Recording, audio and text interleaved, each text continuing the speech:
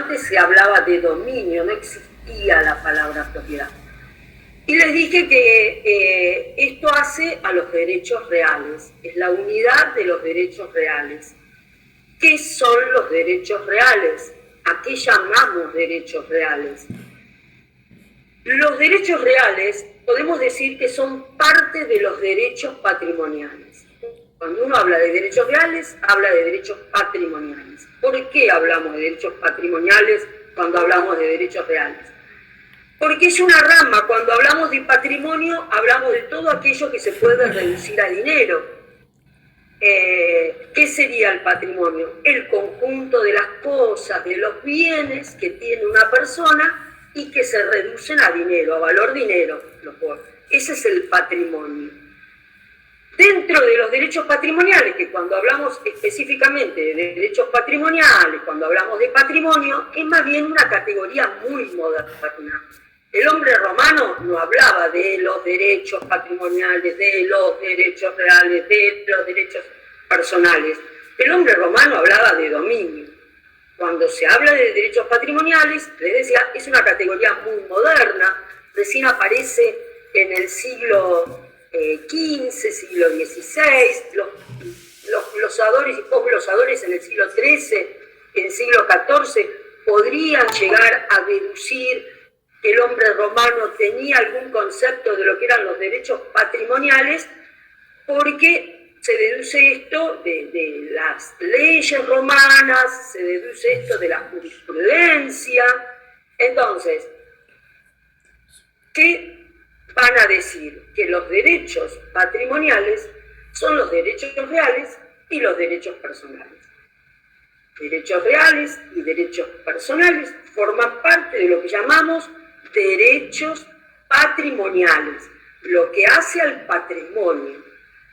Quiere decir entonces que toda relación del sujeto con la cosa, relación de sujeto-cosa, significa o en vez de relación sujeto-cosa, señorío, poder del sujeto con la cosa, son los derechos reales.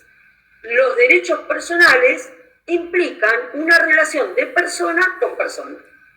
Persona a persona, por ejemplo, si nos situamos en un negocio jurídico, en un contrato que da origen a una obligación, fulanito me debe 100 pesos, es una relación de persona a persona, a eso se lo llaman derechos personales, relaciones entre personas. Hablamos de derechos reales cuando se habla de señorío, de poder sobre las cosas. Aunque ambos, vuelvo a repetir para que quede claro, tanto los derechos reales que implican un señorío, un poder sobre una cosa, como los derechos personales que implican una relación jurídica entre personas, forman parte de algo más amplio llamados derechos patrimoniales. Por lo tanto, entonces, vuelvo a decir, el patrimonio es esta universalidad, el patrimonio es la universalidad de las cosas, de los bienes, de los derechos que tienen un contenido económico. Cuando uno dice, ¿cuál es el patrimonio de una persona? Se está refiriendo a esto. ¿Cuántas deudas tiene? ¿Cuántos créditos tiene? ¿Cuántas cosas con valor económico tiene? Todo esto es el patrimonio. Ahora, específicamente, nos vamos a detener hoy en los derechos reales. Los derechos personales los vamos a ver en la segunda parte de esta materia. O sea, a partir de la unidad 9 vamos a empezar a ver lo que son los derechos personales. Específicamente hoy y las próximas clases vamos a ver los derechos reales, este señorío, este poder, esta potestad de sujeto-cosa. Y que tiene, por supuesto, un contenido económico.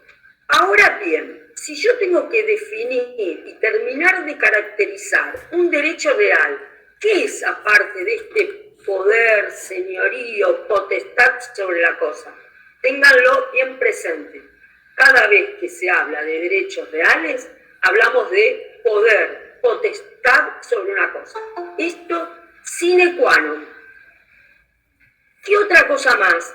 Ese poder es directo sobre la cosa. Nadie puede entrometerse en ese señorío inmediato sujeto-objeto. Nadie. Si alguien se interpusiera en eso, que me cuesta decirle relación sujeto-objeto, porque cuando se habla de relación se están hablando de dos personas, ¿no? La cosa no se relaciona con el sujeto, por eso se habla de poder, de señorío, sujeto-objeto. Cuando se interpone a alguien, le va a corresponder al titular del poder ejercer una acción contra aquel que se está interponiendo en ese señorío, en esa potestad sobre la cosa. A saber, yo tengo potestad y dominio sobre este lápiz, sobre este teléfono. ¿Me escuchan? ¿Me escuchan? Sobre este teléfono, tengo potestad y dominio sobre mi cartera, mis zapatos, mi casa, etc. ¿Qué significa esta potestad? Esta potestad significa que o yo puedo ser dueña, o yo puedo ser poseedora, yo puedo ser usufructuaria, ya vamos a ver cada una de estas cosas, nadie se tiene que interponer. Si hay una interposición, se dice en los derechos reales que estos se ejercen erga omnes. ¿Qué significa erga omnes? Son potestades y señoríos que se ejercen contra todos. Erga omnes significa contra todos. Quizás no esté individualizados los sujetos que se interpongan. Cualquiera que se interponga es allí contra ese que yo voy a ejercer una acción. Pero en principio es contra todos aquellos que se quieran interponer en mi derecho real. Por eso se llaman derechos que se ejercen erga omnes, contra todos. A diferencia de los derechos personales, que como están identificados los sujetos de la relación jurídica, fulano o Sempronio le compró a Ulises, están identificados los sujetos de la relación jurídica, esto significa que no se ejercen erga omnes, se ejerce entre los sujetos identificados en la relación jurídica. ¿Se entiende la diferencia de un derecho real y de un derecho personal?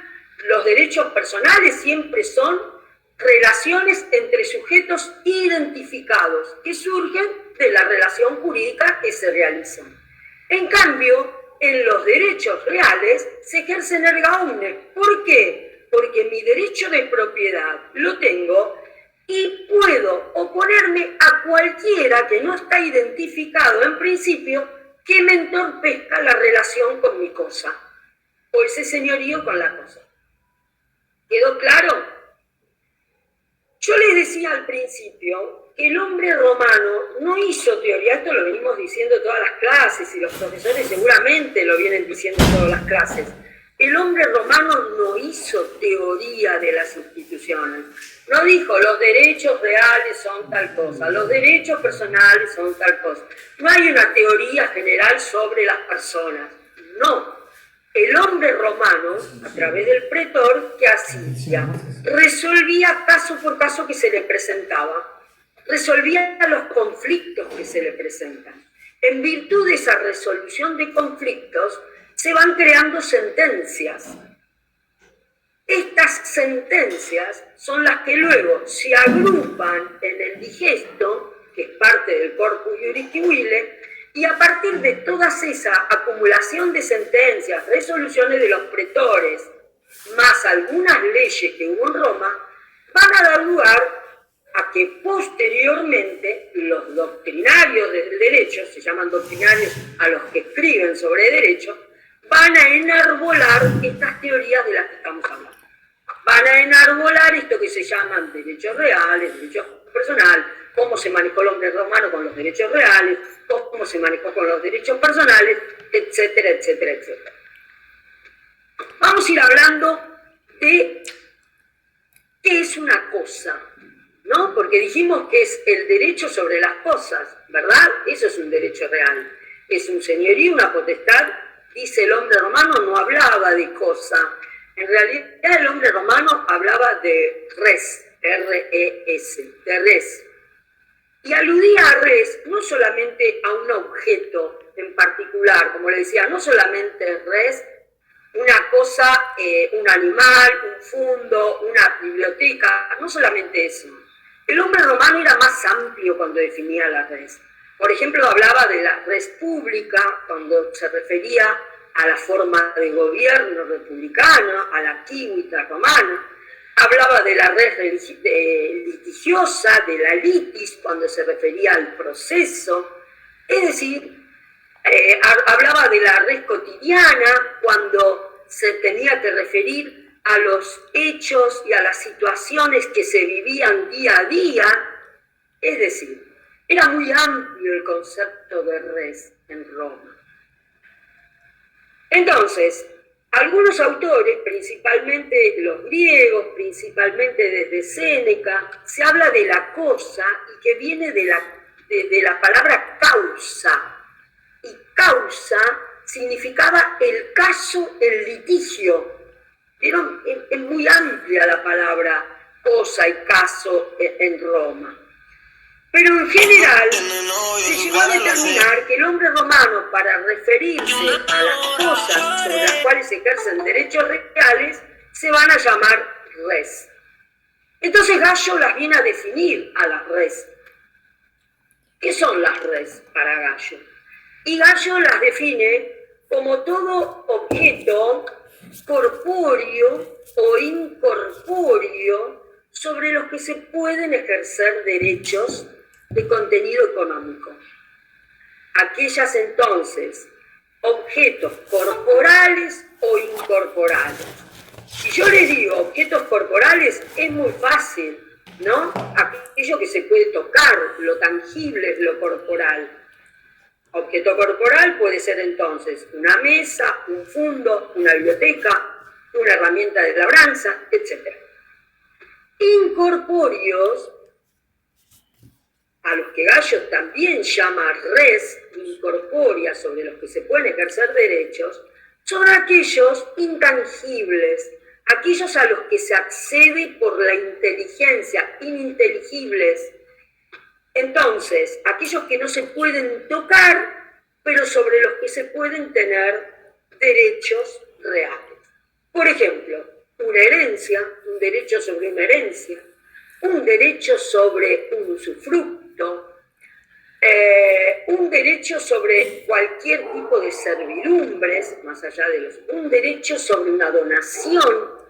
Quiere decir que estos derechos, que son incorporales, también van a formar parte de la teoría de los derechos reales. Sobre ellos se pueden ejercer potestades, es decir, se pueden adquirir, se pueden transmitir, se pueden ejercer sobre ellos un usufructo, etc. Un derecho de propiedad, una posesión, etcétera, etcétera, etcétera. ¿Qué otra clasificación? Ya sabiendo los que son las res, ¿qué más podemos decir sobre las res en Roma? Fíjense ustedes, hay varias clasificaciones de res que hemos notado en el digesto, que hemos notado en el resto del corpus, ya sean las institutas, en el codex, varias cosas. A mí la que más me va a interesar que sepan son las que les voy a explicar, porque el resto son sencillas para que las entiendan. Voy a explicar las que son de más dificultosa comprensión de los estudiantes. La cosa más antigua, la clasificación más antigua de res que existe en el mundo romano es la llamada res mancipi. La res mancipi con C, res mancipi, era propia del mundo romano antiguo, bien antiguo. ¿Por qué? ¿A qué alude la res mancipi? La res mancipi alude a todas aquellas cosas que formaban parte de la familia romana. principalmente las destinadas a la agricultura y a la ganadería, porque el hombre romano primitivo era el hombre soldado agricultor.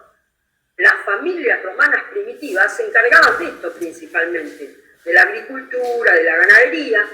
Quiere decir entonces que todas las herramientas de la labranza, un animal de tiro y carga, como un buey, los burros, una herramienta para labrar, cualquier otro animal de tiro y carga, etcétera, hasta un esclavo, estas son las llamadas res mancipi. Res mancipi.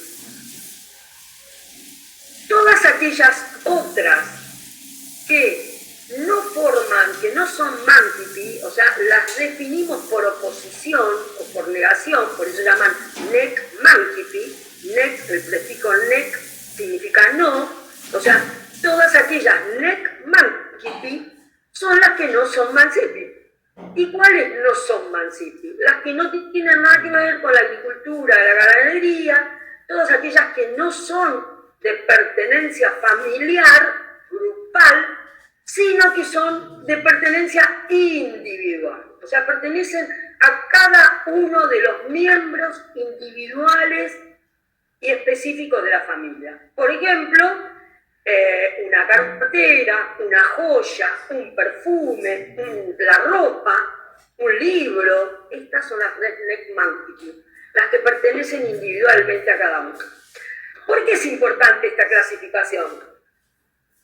Porque van a ser cosas del mundo romano antiguo y que van a requerir formas específicas para adquirirse y transmitirse. ¿Cuáles son estas formas específicas para adquirirse y transmitirse? Un negocio formal y solemne llamado la mancipatio. La mancipatio son cosas que solamente se pueden adquirir, todas las res mancipi, por la mancipatio. ¿Qué es la mancipatio? Es un negocio, ya vamos a volver sobre él, un negocio formal y solemne que se realiza con la presencia del adquirente, es decir, el que va a recibir la cosa, el transmitente, 5 testigos. Los testigos tienen que ser púberes y ciudadanos romanos, quiere decir que si hablamos de púberes son mayores de 14 y mujeres mayores de 12.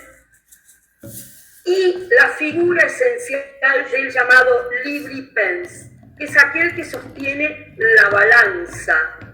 Es una balanza que va a figurar como la que recibe y simboliza la recepción del precio que se va a pagar por esa cosa. En donde el que adquiere va a tener un trozo de cobre, lo va a apoyar sobre la balanza, simulando el precio, porque en la primitiva Roma no había monedas acuñadas, entonces el trozo de cobre, hasta que salen las monedas acuñadas, va a simbolizar el precio.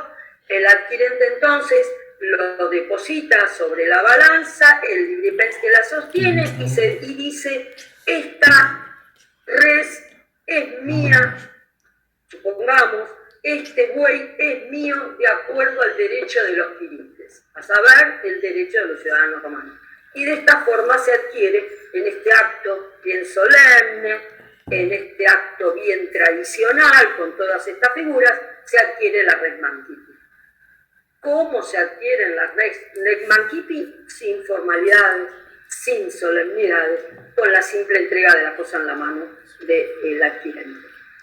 Entonces, esto me interesa que lo sepan porque seguramente va a ser pregunta de alguno de los casos que vamos a establecer. La res mancipi y nec mancipi. Mancipi, ¿no, profe? Sí, mancipi, con C. O mancipi, algunos la pronuncian, mancipi. Mancipi es en un latín clásico, donde la C se pronuncia como una K, como una Q. Bien, hay una clasificación más amplia que esta, mucho más amplia. ¿Cuál es esta clasificación más amplia de las cosas? Y es la clasificación tanto de Gallo como de Justiniano. Gallo va a hablar de res in nostrum patrimonium y res extra nostrum patrimonium. Justiniano va a decir res in commercium o res extra commercium. ¿Qué significa esto? Justiniano, vamos a tomar la denominación que le dio Justiniano. Res in commercium y res extra commercium. ¿Qué significa esto? Cosas que se pueden comerciar, es decir, que pueden ser objeto de negocio jurídico. Recuerden al negocio jurídico, recuerdan que el objeto era un requisito del negocio jurídico, es un elemento esencial del negocio jurídico. Y para que sea un elemento del negocio jurídico debía ser lícito, posible y determinado. ¿Recuerdan esto? Cuando se habla de posible, significa no solo posible físicamente, sino jurídicamente hablando. ¿Qué significa esto? Que tiene que ser lícito, tiene que ser comerciable. De acá vienen las res in commercium y extra commercium. In commercium se pueden comercializar.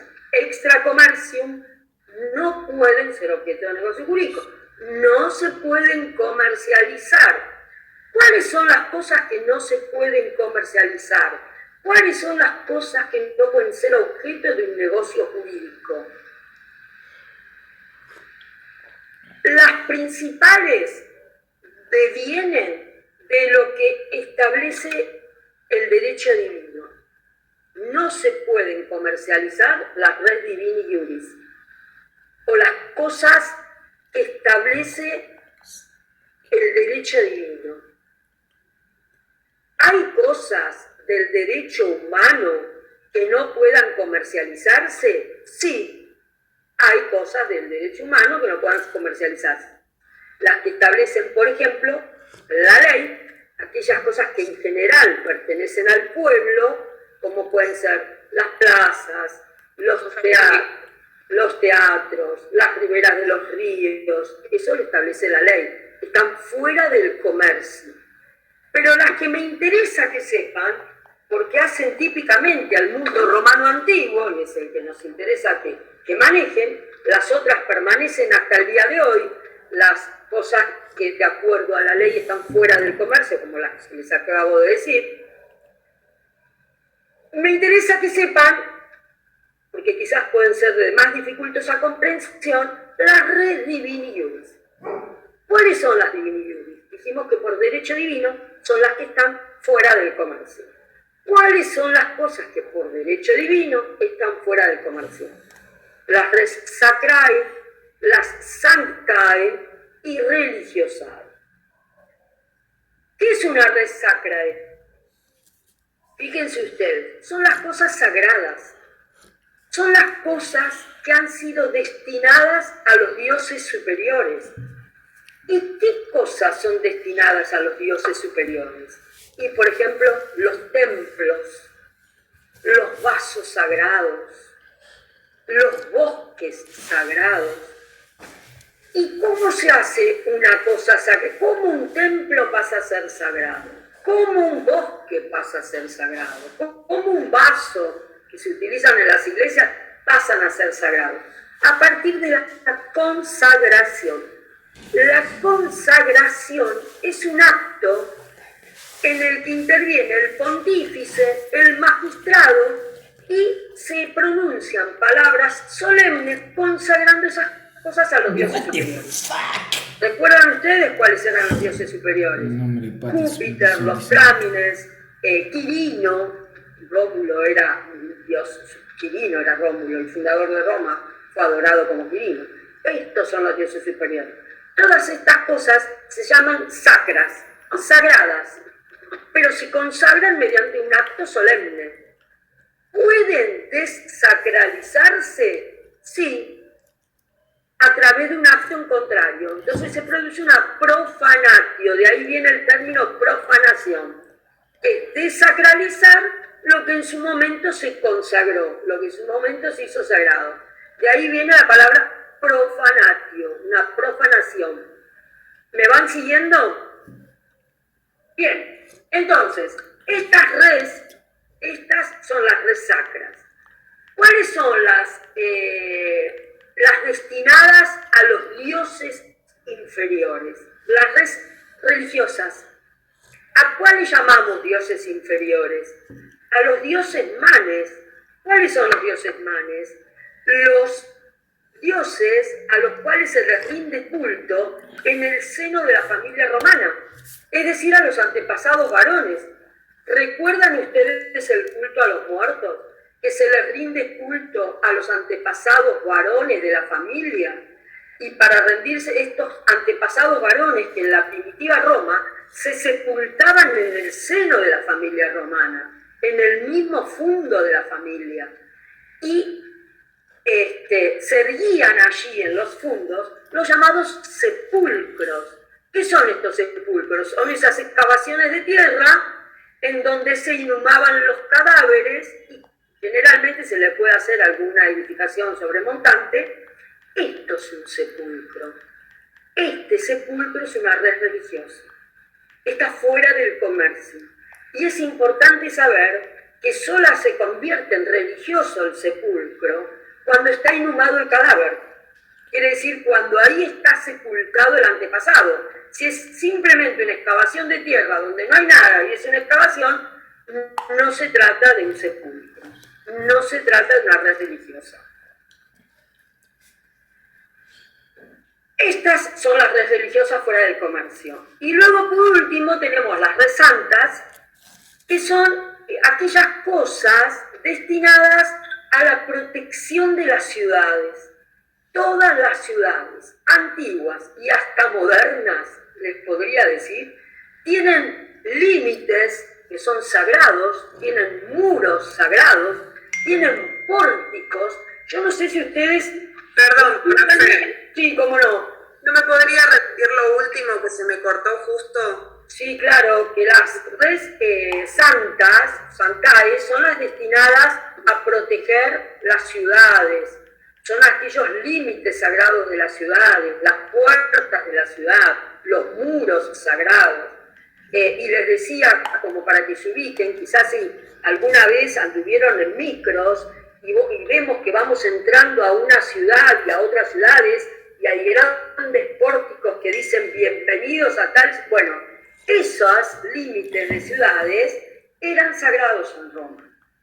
Y específicamente lo pueden recordar en la leyenda de Rómulo y Remo, donde Rómulo mata a Remo por haber violado los límites de la ciudad, por haber violado los muros que eran considerados sagrados. Entonces, ¿por qué se las llama santae? Porque son santas y si se violan hay sanción. De ahí viene la palabra santae, porque al violarlas, al ultrajarlas, hay una sanción, que son específicamente estos muros. Bien, estas son todas las cosas res extracomercio. Las res inco. ¿Me siguieron hasta ahí? ¿Va bien? ¿Queda claro el tema? Bien. Sí,